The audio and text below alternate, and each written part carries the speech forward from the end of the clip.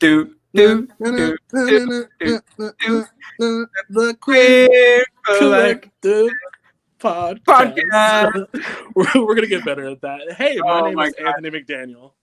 You're Anthony. I'm Ryan, and this is our podcast, right? This is our podcast. This is something that we've carried. This is our little baby, and this is our first episode, showing it to the world. God, our first episode.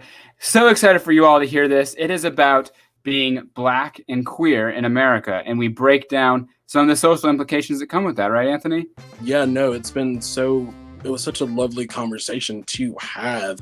My name is Wreck-It, and that's the same on all platforms, but there's an underscore varying in between. So on TikTok, it's just Wreck-It. On Instagram, it's Wreck-It with an underscore. And on Twitter, it's Wreck-It with 2 underscores. The behavior that you're displaying is very colonial for me. Not really feeling it personally. I am gay. My pronouns are he, him. I'm a cisgender homosexual. I'm Devin, at Devin Jade on both TikTok and Instagram.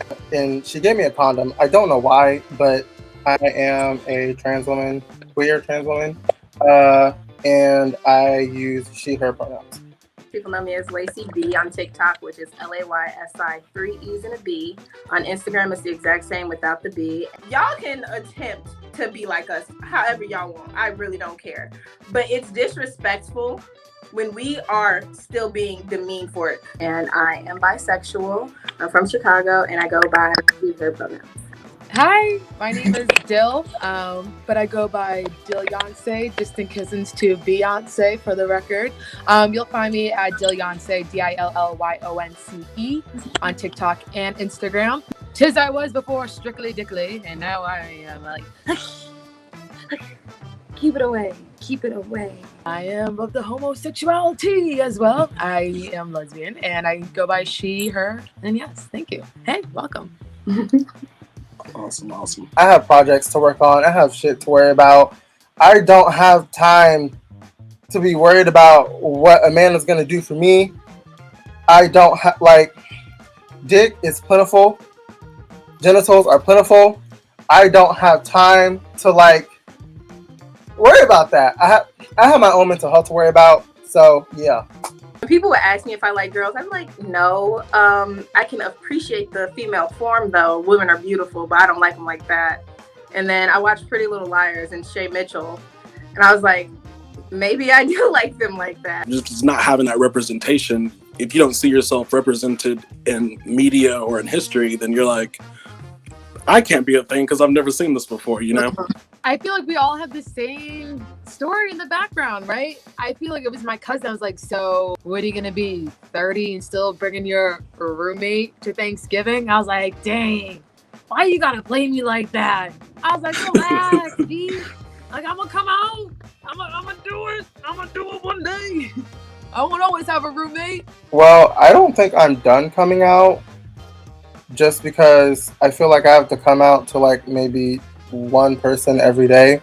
But they put out an article saying acrylics are the new trend. These TikTokers just started a new trend. Every Black woman in turn their head the devil is a liar. I really wish. I'm so sorry.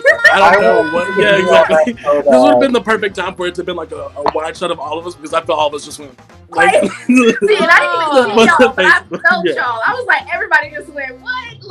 I felt it in my soul. I knew it happened. It's just the audacity from each stage, whether it was Kim Kardashian calling cornrows boxer braids, or like every little thing we do. If y'all gonna steal it, at least for the love of God, give it its correct name.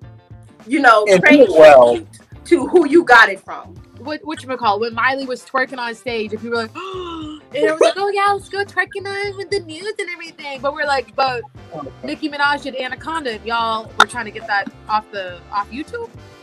Okay. Because we only fetishize the Black body, but when it comes to creating and doing our art piece work, it's too much. It's too much sass. It's too much Blackness for you guys. You need a little less seasoning is what it's asked for. We're oppressed. We are not supposed to have these internalized behaviors that we have, but I understand why we have them, so there's nothing that we can do about them except for unpack them. we're still being put down, losing jobs, getting kicked out of schools, being made to cut our hair mid wrestling matches and everything like that. So until we are praised, or at least able to live normal lives with the things that we do a part of the Black culture, we had to make up, because this is our second culture.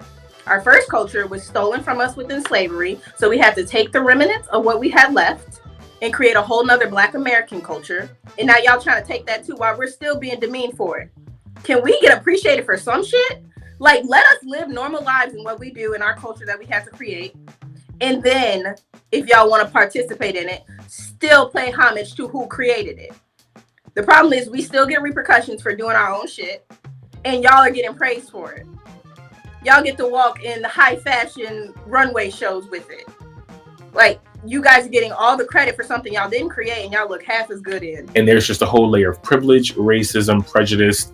You know, there's just so much history behind it. You know, there's so much history right now currently being written around it. And then on top of that, you have to deal with now body issues, body dysmorphia, because of the things that you see in the media and on Twitter. Then you have to deal with weird, wacky ass racial preferences, internet dating, and, you know, you becoming expendable and trying to keep attention on yourself and on another person at the same time, hookup culture being thrown into the mix. Like, all of this nuance starts to like get introduced to you. Life happens, and you start to develop the ability to become nuanced. Like, I'm not here to waste time. I'm here to like be myself, let people know who I really am. And it's kind of like, I'm comfortable in where I am and what I am, and I'm not asking you to be comfortable with that. So I felt like my sexuality wasn't accepted. I felt like my gender wasn't accepted in the Black community, just like how I said, how we're constantly put down as Black women. And then I felt like my race wasn't accepted in society with the racism that I dealt with. So I was like, of course I would get 3 minorities and like none of them want me. I just never understood, and even now I don't understand why men or gay men are transphobic. Like, bitch, we're part of the same fucking community. Our experiences just differ. That's it. Like, what are y'all doing? It's not taboo to like trans women. Like, we're just like every other woman that you talk to. Like, women are not this one set of things. We just come in a multitude of colors and like personalities.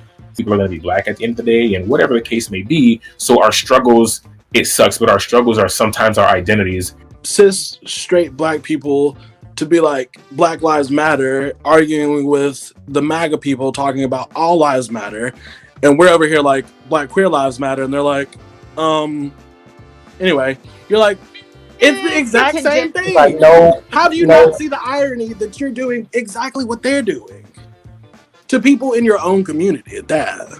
And then when you call them out for it, they're just kind of like, I don't know what you're talking about. This cognitive dissonance. Stop trying to gatekeep a movement that is for everybody in the Black community. Like, girl, just listen. Like, open a book, pick up a book, you know, like, just chill. It's not that deep. These conversations are really not hard to have. It's just the fact that you're hard-headed. Like, these are really simple topics.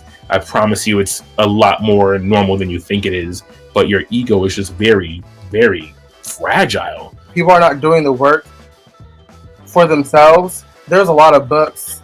Google is free. I have to say, for whoever is watching this, if you trying to find love and you want to love me, all of me, and not play with my heart, and you want a family, hit me up. But outside of that, if you just trying to mess with me, don't do it, because I'm so good in my life right now, just being by myself, and I'm flourishing. I'm loving me. Loving me is the most important thing right now, and I haven't loved me in a long time. Take your time and be patient with the people that are close to you and the people that are willing to learn. Trust me, there is more life outside of your home that you grew up than there is inside of it. But at the end of the day, it's your story, it's your life. For the Black queer people listening, you are like the most unique and unique of uniques.